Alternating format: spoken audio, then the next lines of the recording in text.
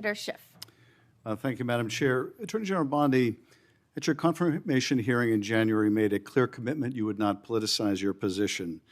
We are here today at your first oversight hearing 9 months into your tenure, at a time when hundreds of career prosecutors have quit because they were required to take unethical actions at odds with that promise, or feared that they would have to take such actions if they remained on the job. When over 1,000 former federal prosecutors have sounded the alarm about the unprecedented degree to which the powers of DOJ are being abused to go after the president's enemies. I approach this hearing with a heavy heart. As a former federal prosecutor myself, I served in a department that, whether it was under a Democratic or Republican president, would never use the office to go after the president's enemies or to hide the corruption of his friends.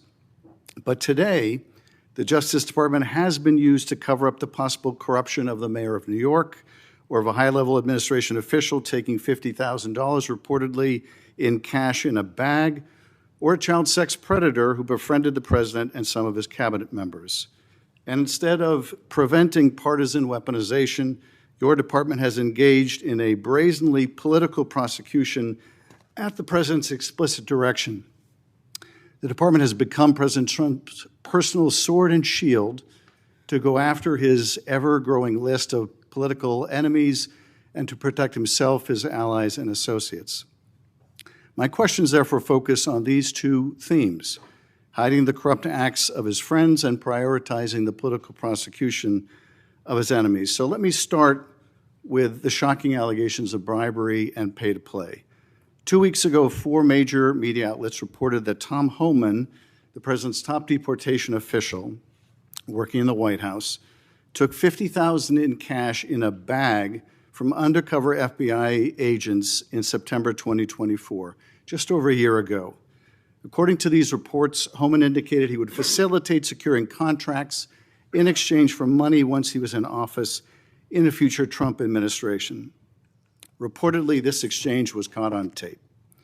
Rather than pursue this investigation without fear or favor, the department and the FBI under your leadership or that of your predecessor before you confirmed, quietly shut it down. Once news broke, your deputy and FBI director issued a joint public statement confirming that the Trump administration closed the investigation. White House Press Secretary Caroline Leavitt denied Homan took the $50,000, telling a reporter, quote, "Mr. Homan never took the $50,000 that you're referring to, so you should get your facts straight." So today, I hope you can help us get our facts straight. Was that true, what the White House press secretary said when she denied Homan took the money?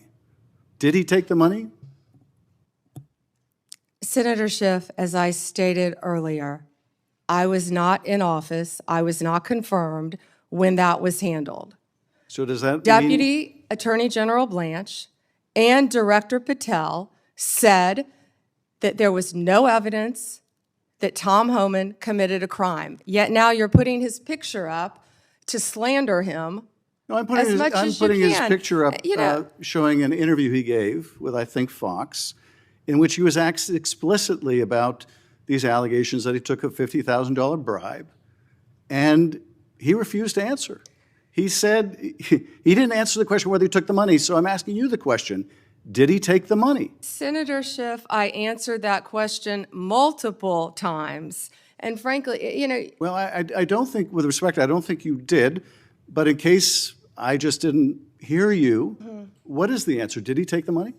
Senator Schiff, that happened prior to my confirmation as Attorney General. I said that. Do you know, sitting here, whether he took the money? All I know is that Deputy Attorney General Todd Blanche and FBI Director Patel said there was no case. And Caroline Leavitt is one of the most trustworthy human beings I know. So and, was she, Senator Schiff, if right? you worked for me, you would have been fired because you were censured by Congress for lying with your egregious... You can stipulate to all your personal attacks on the Democratic members of the committee. Personal attacks? You've been attacking my FBI director. You've been attacking my office. You've been attacking... But what we're interested in... borders are. What we're interested in is the answer to these oversight questions. You want your you were asked by my colleague. You were asked by my colleague attacking good people. Regular order, Madam Chair, so I can ask a question.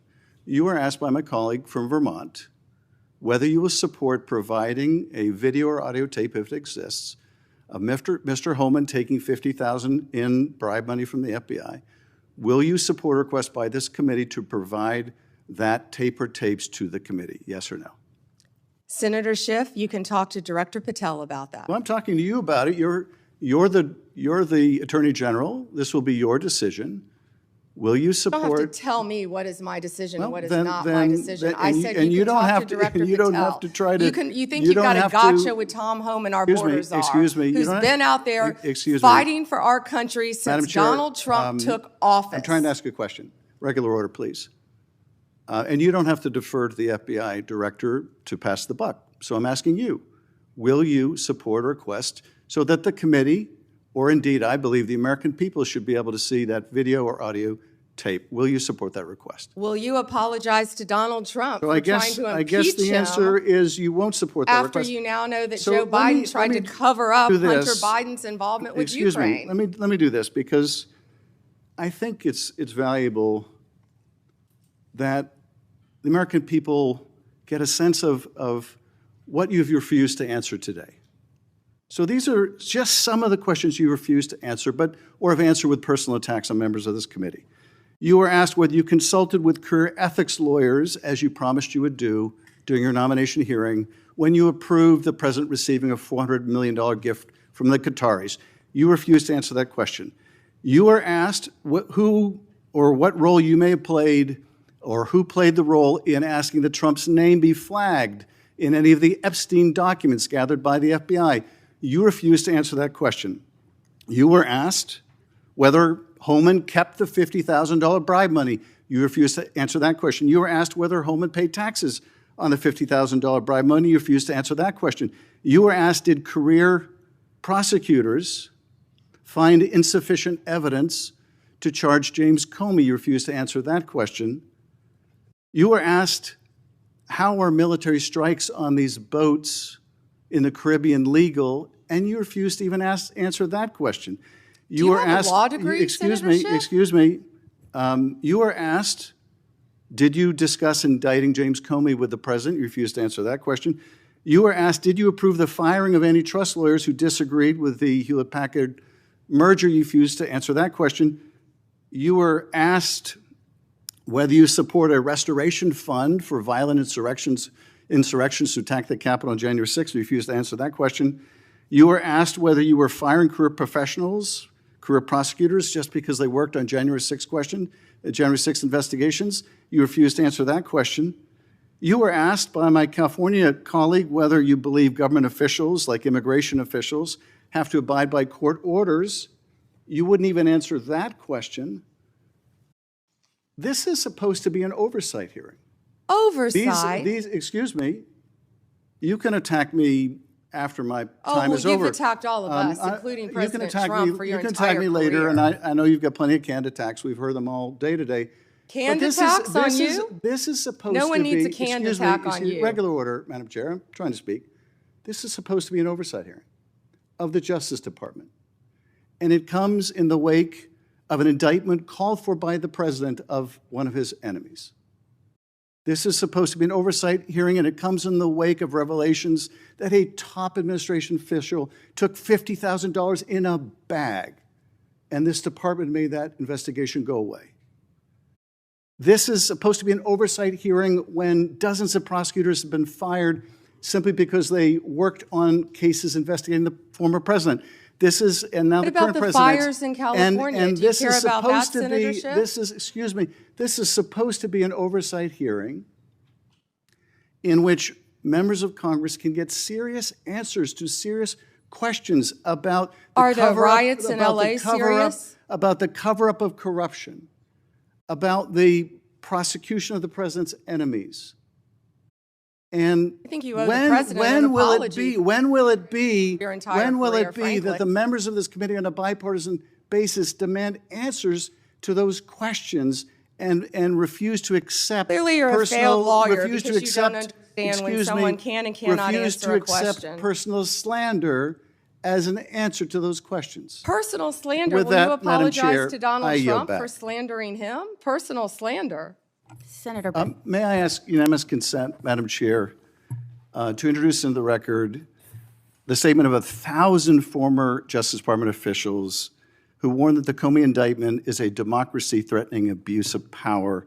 May I also request unanimous consent for the introduction into the record of 282 former career officials at the Justice Department raising an alarm who were voluntarily or involuntarily forced to leave the department because of improper actions taken by the Department of Justice. May I introduce with unanimous consent the Justice Department manual that talks about when initiating and declining charges are subject to impermissible considerations.